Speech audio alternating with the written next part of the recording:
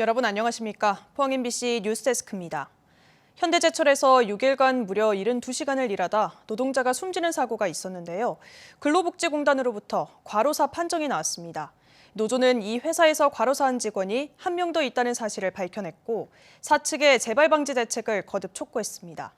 중대재해처벌법이 시행되고 발생한 첫 과로사 사건인 만큼 고용노동부도 사건을 중대재해로 볼지 검토하고 있습니다. 배현정 기자의 보도입니다.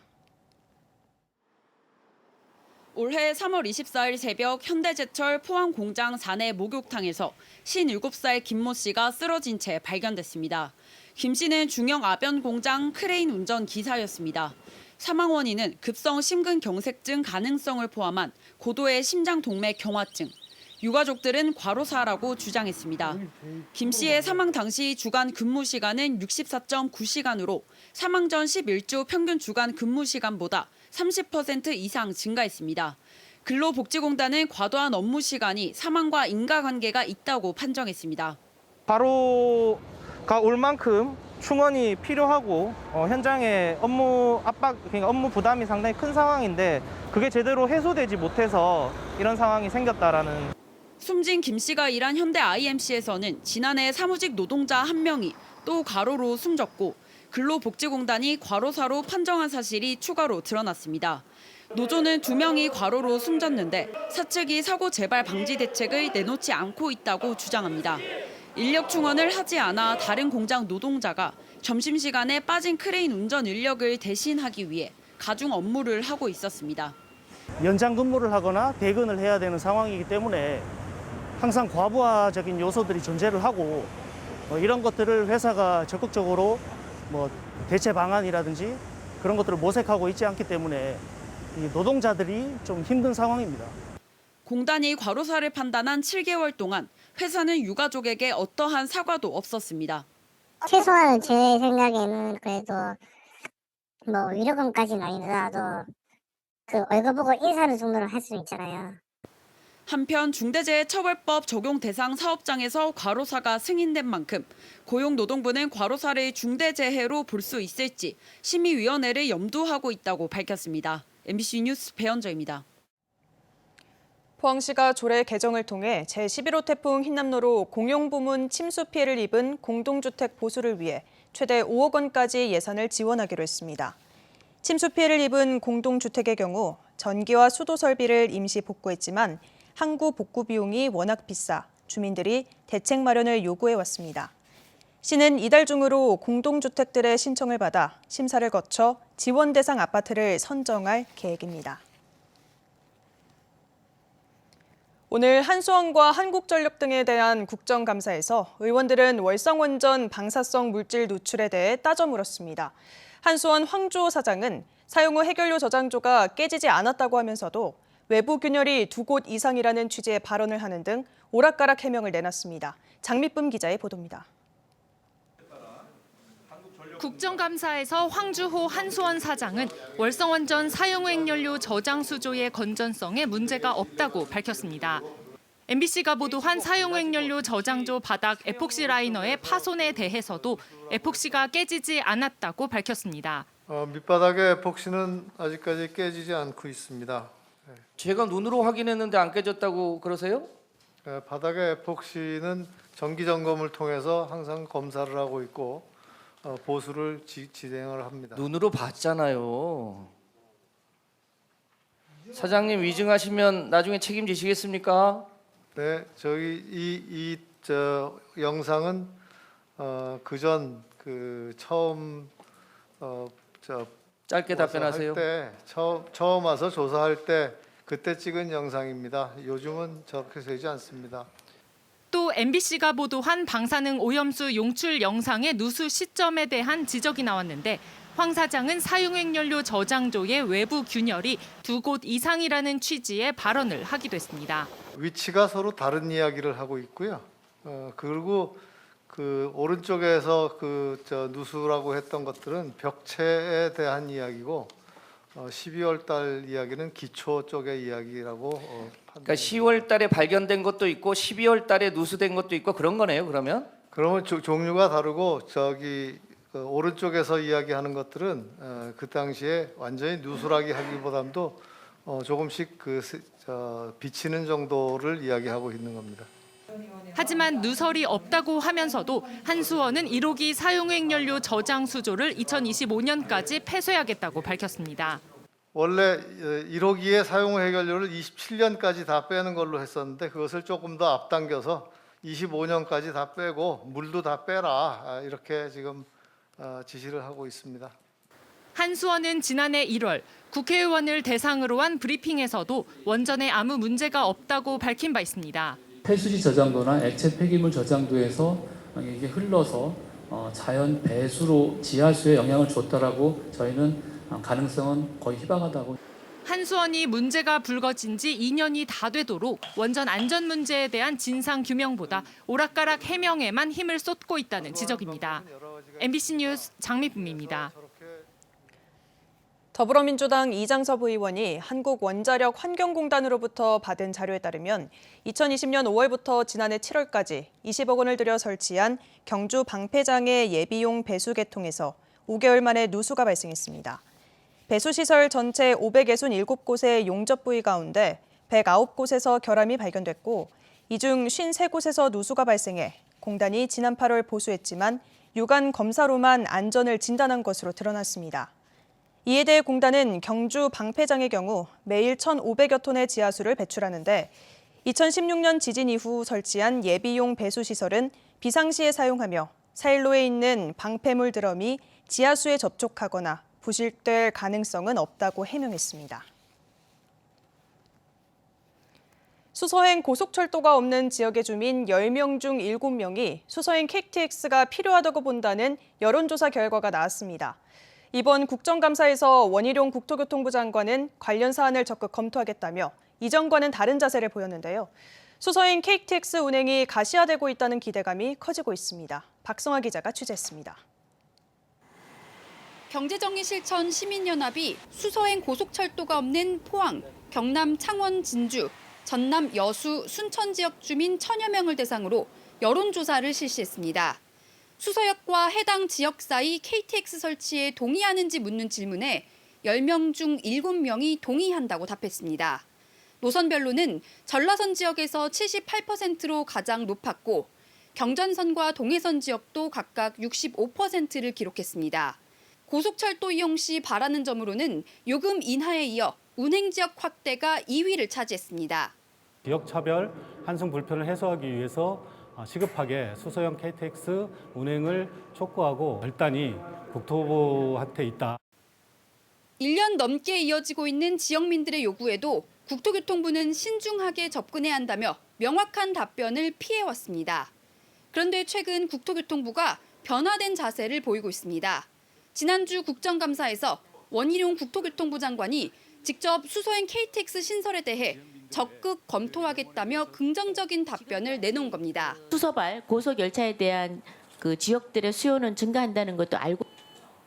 저도 타서 포항을 가보니까 우리 지역민들의 그 염원에 대해서 체감을 할 수 있었습니다. 저희들이 적극적으로 검토하겠습니다. 포항시와 시의회는 시민단체와 함께 구체적인 방안을 찾아 나섰습니다. 수서행 KTX 투입에 대해 기술적인 측면에서는 지금 당장 가능하다는 분석이 나왔습니다. 열차를 증편하지 못하는 이유는 그 수도권 지역에 수도권 인접 구간에 병목이 있기 때문이에요. SRT 열차와 KTX 열차를 그 동대구역에서 합쳐서 한 열차로 올려보낸다.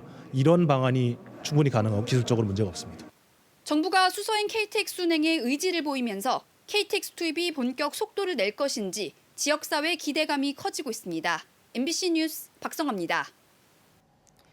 포항시가 농촌 일손 부족 해소를 위해 2023년도 상반기 외국인 계절 근로자 프로그램을 추진합니다. 외국인 계절 근로자 고용을 희망하는 농가는 오는 20일까지 관할 읍면동 행정복지센터에 신청서를 제출하면 됩니다. 포항시는 포항에 가족이나 친척을 둔 외국인 근로자를 선발해 지역 농가와 연결해줄 계획입니다. 경북과 전남의 문화교류축제인 영호남 상생협력화학대축전이 오늘 경북도청에서 열렸습니다. 두 지역 도지사와 정치권도 안동에서 화합을 갖고 국립공공의대 설립 등 지역 소멸위기 극복을 위한 정책적 대응에 적극 협력하기로 약속했습니다. 김서연 기자입니다. 전라남도 영광의 굴비부터 경상북도 상주에서 키운 사과까지 화개장터를 연상케 하는 영호남 상생장터가 안동 경북도청 앞마당에 들어섰습니다. 전남에서는 유명한 특산물을 가득 실어 4시간 넘는 거리를 달려왔고 아따 그나저나 겁나게 멀기는 몹디다. 전라도 영광에서 여기까지 올 때 아이고 4시간 반 걸렸는데 와서 보니까 겁나게 사람들이 너무 좋아 보여. 경북 주민들은 반가운 마음으로 맞았습니다. 다른 언어를 쓰시는 분들한테 직접 이렇게 대화하면서 사니까 그 물건에 대한 신뢰도 생기고 더 맛있는 음식이 될 것 같네요. 지금은 지방시대 하나 되는 영호남을 주제로 열린 영호남 상생협력 화합 대축전. 내일까지 진행되는 영호남 상생장터를 비롯해 청소년 e스포츠 대회, 사투리 경연작품 전시와 미술전 등 경북도와 전남도의 문화교류 축제가 열렸습니다. 경북도청을 방문한 김영록 전남도지사는 지방소멸지원특별법과 쌀 시장 격리 등 경북도와 함께 진행한 프로젝트를 언급하며 국립의대 유치 등 국가 현안에 공동 대응하자고 제안했습니다. 아주 시급한 응급 환자 발생했을 때 제대로 치료를 못해서 환자들이 많이 사망률이 높습니다. 그래서 우리 이철우 지사님도 이야기하고 저도 이야기하는데 같이 해서 국립의과대학을 경북도 유치하고 우리 전라남도 유치하자. 이철우 경북도지사도 지방 소멸 위기를 가장 먼저 체감하고 있는 지자체로서 전라남도와 머리를 맞대겠다고 화답했습니다. 수도권 병이다. 수도권 가서 젊은이들이 낙오자가 됩니다.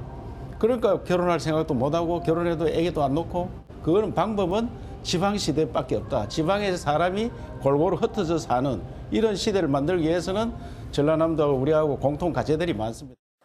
축전 기간에 맞춰 경북과 전남 양 도의회도 업무 협약을 맺고 상급 공공병원 건립을 위해 협력하기로 했습니다. 영호남 상생협력 화합 대축전은 올해로 그치지 않고 해마다 양 지역을 오가면서 열기로 하고 내년에는 전남에서 경북 손님들을 맡기로 했습니다. MBC 뉴스 김서연입니다. 경북 동해안은 오늘 쾌청했지만 종일 쌀쌀했는데요. 내일 아침은 오늘보다 더 춥겠습니다. 조주경 기상캐스터입니다. 가을이 이렇게 물러가는 건 아닌가 싶을 정도로 공기가 부쩍 차가워졌습니다. 오늘 경북 동해안의 아침 기온은 10도 안팎까지 내려갔는데요. 한낮에는 강하던 바람도 잦아들면서 강풍특보도 해제됐고요. 기온도 다소 올랐습니다. 하지만 여전히 예년 수준을 2도에서 5도가량 밑돌았습니다. 오늘 밤부터는 기온이 다시 큰 폭으로 떨어지겠습니다. 내일 아침에는 오늘보다 더 춥겠습니다. 따뜻한 옷차림이 필요하겠습니다. 경주의 오늘 아침 기온은 10.8도로 시작했는데요. 내일은 5도 선으로 출발하겠습니다. 이어서 자세한 내일 기온 보겠습니다. 내일 아침 기온은 6도에서 9도 분포로 오늘과 비슷하거나 2도에서 6도가량 떨어지는 곳이 있겠고요. 한낮 기온은 울진 20도, 포항과 영덕 21도, 경주 22도까지 오르면서 낮 기온은 오늘보다 2도에서 3도가량 오르겠습니다. 울릉도와 독도의 아침 기온은 울릉도 14도, 독도 16도로 시작하겠고요. 한낮에는 19도까지 오르겠습니다. 동해 전해상에 내려져 있던 풍랑특보는 모두 해제됐습니다. 다만 오늘 밤부터는 너울성 파도가 강하게 밀려들 수 있어서 해안가 안전사고에 주의가 필요합니다. 물결은 전해상에서 2.5m까지 다소 높게 일겠습니다. 남은 한 주 동안 대체로 맑은 가운데 기온이 차츰 더 오르면서 주 후반에는 예년 이맘때보다 더 온화하겠습니다. 날씨였습니다. 의사 과학자 양성과 관련해 글로벌 네트워크를 구축하기 위한 컨퍼런스가 내일까지 포항공대 포스코 국제관에서 열립니다. 행사에는 의학과 과학 융합 연구를 수행하는 국내 석학 200여 명이 참석해 의사과학자 양성 및 공학 기반 혁신 의학 기술에 대한 비전과 정보를 공유하는 시간을 가집니다. 한편 포항시와 포스텍은 연구중심 의과대학과 스마트병원 설립을 추진하고 있으며 포스텍은 내년부터 20명 정원의 의과학 전공 융합대학원을 운영할 계획입니다. 포스텍 화학공학과 정규열 교수 연구팀이 스페인 농업 유전체약 연구소와의 공동 연구를 통해 제철소 부생가스를 이용한 바이오 플라스틱, 이른바 썩는 플라스틱을 생산하는 기술을 개발했습니다. 연구팀은 제철소 부생가스 불효 산물인 아세트산과 대장균을 결합해 바이오 플라스틱의 소재인 이타콘산을 대량 생산하는 데 성공했다고 밝혔습니다. 이번 연구 성과는 국제학술지 네이처 커뮤니케이션스에서 편집자 선정 영향력 있는 논문으로 소개됐습니다. 프로축구 울산 현대가 포항 스틸러스와 동해안 더비에서 무승부로 그쳐 17년 만에 K리그 우승 확정을 다음 기회로 미뤘습니다. 울산은 오늘 포항 스틸야드에서 열린 하나 원큐 K리그1 포항 스틸러스와 원정 경기에서 1대1로 비겼습니다. 포항은 지난달 기록적인 폭우로 야간 경기가 어려울 정도로 수혜를 입고도 홈에서는 강팀에게도 쉽게 지지 않는다는 신화를 이어가고 있습니다. 우리나라 최초로 독도와 울릉도 주변 해상 연구를 전담할 독도 누리호가 울릉도 현포항을 거점으로 임무를 시작했습니다. 41톤급 독도 누리호는 선체가 2개인 쌍동선으로 최대 속도 27노트의 워터제트 추진 방식이어서 울릉도와 독도 운항 시간을 기존 7시간에서 4시간으로 단축했습니다. 독도 누리호에는 수심 2,000m 이상까지 측정 가능한 정밀 수심 측정기와 수층별 해류 속도와 방향을 관측하는 초음파 유속계 등 다양한 연구 장비를 갖췄습니다. 울릉군 서면 태아 등대에서 30대 여성이 실종돼 해경과 경찰이 수색에 나섰습니다. 해경은 오늘 오전 6시 18분쯤 신고를 받고 경찰과 함께 연안 일대를 수색하고 있습니다. 파고가 높고 풍랑주의보까지 발효돼 수색에 어려움을 겪고 있습니다. 2014년 사회적 기업으로 출발한 포항 크루즈가 오늘 탑승객 100만 명을 돌파했습니다. 포항 크루즈는 100만 번째 탑승객인 구미시 인지현 씨 가족에게 꽃다발과 기념품을 증정했습니다.